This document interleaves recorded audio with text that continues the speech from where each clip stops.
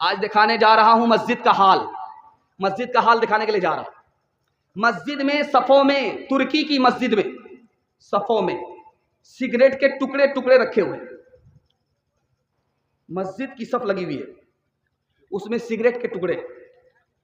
اب پتہ چلا کہ بھائی یہ کون سگریٹ پیتا ہے، مسجد کی صف میں سگریٹ ہے۔ تو ابھی جماعت میں 5 منٹ دیر ہے تو مقتدی مسجد ہی میں سگریٹ پی رہا، اور جیسے ہی امام صاحب آئے گا اللہ اکبر کہا، اقامت ہوئی، اسی جگہ سگریٹ کو بجھایا پھینک دیا۔ یہ آج نمازی کا حال ہے، مسجد کا حال ہے۔ دوسری بات دکھانے کے لیے جا رہا ہوں، بہت دھیان سے سنیے گا۔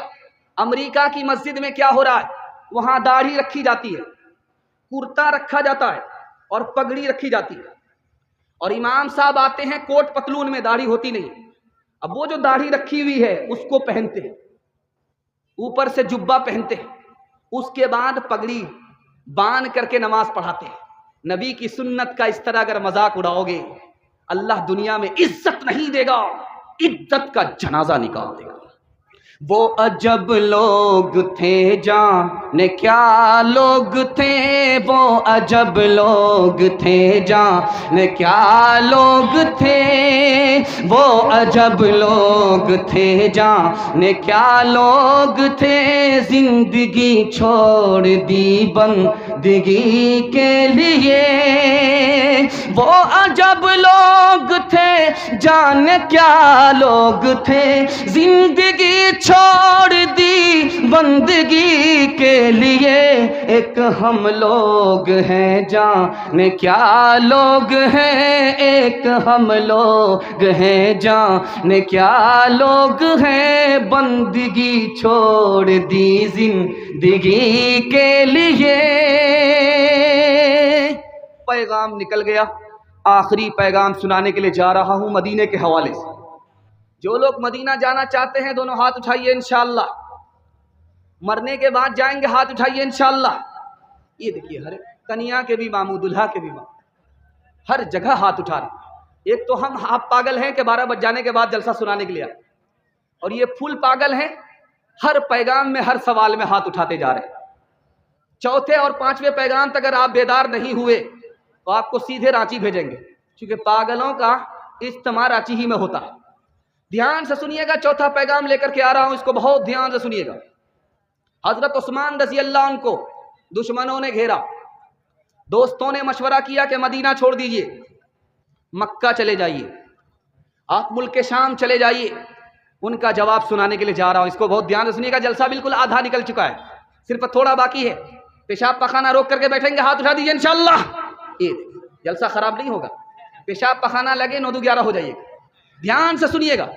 حضرت عثمان کو دشمنوں نے چاروں طرف سے گھیرا ہے، دوستوں نے کہا آپ مدینہ چھوڑ دیجئے، مکہ چلے جائیے، ملک شام چلے جائیے۔ حضرت عثمان کا جواب سنیے، عاشق رسول بننا ہے تو ایسا عاشق بننا ہے۔ کیا کہتے ہیں، میں مکہ جا سکتا ہوں، میں ملک شام جا سکتا ہوں، لیکن نبی کے شہر سے محروم ہو جاؤں گا۔ میں تو جان دے سکتا ہوں، نبی کا شہر چھوڑ نہیں سکتا۔ دوسری مثال آپ کے سامنے آ رہی ہے، پانی برس نہیں رہا ہے، مدینے کے سارے لوگ پریشان ہیں۔ حضرت عائشہ رضی اللہ عنہا کے پاس لوگ آئے کہ مدینے میں بارش نہیں ہو رہی، کیسے بارش ہوگی؟ کہ 1 منٹ میں بارش ہوگی، آسانی سے بارش ہوگی، موسلادھار بارش ہوگی۔ کرنا یہ ہے، نبی کا جو روضہ ہے، نبی کی جو قبر کی چھت ہے، اس میں سوراخ کر دو، اللہ کو جوش آئے گا، بارش ہوگی۔ ابھی سوراخ کرنے کا ارادہ لوگوں نے کیا، موسلادھار بارش ہو گئی۔ تیسری مثال آپ کے سامنے رکھنے کے لیے جا رہا ہوں۔ لوگ مدینے سے آتے ہیں، گھڑی لے کر کے آتے ہیں، لوگ مدینے سے آتے ہیں، ٹارچ لے کر کے آتے ہیں، اور آپ کو تسبیح دیتے ہیں کہ یہ لیجئے، مدینے سے لے کر کے آ رہا ہوں۔ آپ کو لوگ سرما دیتے ہیں، مدینے سے لے کر کے آ رہا ہوں۔ آپ اس میں دیکھتے ہیں کہ یہ تو میڈ ان چائنا ہے، یہ تو میڈ ان ترکی ہے، یہ تو مدینے کی چیز نہیں ہے۔ ایسا کبھی مت سوچئے گا، اس کو آنکھ سے لگائیے۔ رشید احمد گنگوہی رحمۃ اللہ علیہ فرماتے ہو، اللہ کے بندے، وہ چائنا کا ضرور بنا ہوا ہے لیکن اس کو مدینے کی ہوا لگی ہوئی ہے۔ چوتھا نمونہ آپ کی خدمت میں آ رہا ہے۔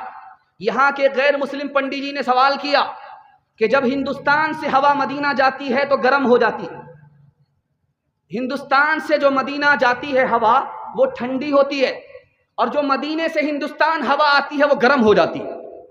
دیکھیے حضرت نانوتوی نے کتنا پیارا جواب دیا. دعا فرمائی اللہ ان کی قبر کو نور سے بھر دے. سوال پوچھا ہندوستان سے جو ہوا مدینہ جاتی ہے وہ ٹھنڈی ہوتی ہے، بالکل ٹھنڈی ہوا ہوتی ہے، چونکہ پورب سے پچھم جا رہی ہے، ٹھنڈی ہوا ہوتی ہے. اور جب مدینے سے ہوا ہندوستان آتی ہے تو گرم ہو جاتی ہے. پچھم کی ہوا گرم ہوتی ہے، پورب کی ہوا ٹھنڈی ہوتی ہے. حضرت نانوتوی نے جواب دیا بات یہ ہے جو ہوا پورب سے ہندوستان سے مدینہ جاتی ہے وہ خوش ہو جاتی ہے کہ نبی کے شہر جا رہی ہوں، نبی سے ملاقات کرنے جا رہی ہوں. اس کی آنکھ بھی ٹھنڈی ہو جاتی، اس کا دل بھی ٹھنڈا ہو جاتا. ہوا نبی کے شہر کا نام سن کر کے ٹھنڈی ہو جاتی ہے.